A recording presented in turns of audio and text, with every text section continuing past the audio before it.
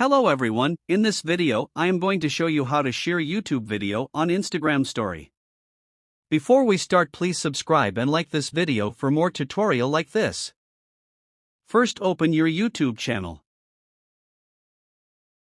Now tap on this little icon and go to your channel. When you do that, you need to choose a video you want to share on your story. When you choose a video, go on Share field and copy link.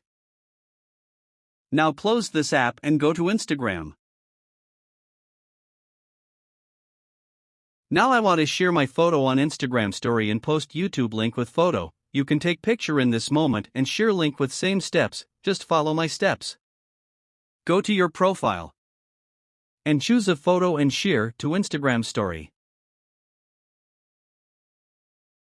Now when you do that, go to this little icon. Then go to link field and paste URL when we copied. Then tap on done. And if you want, move a link. Now share on story. I am go to see story to see it is work.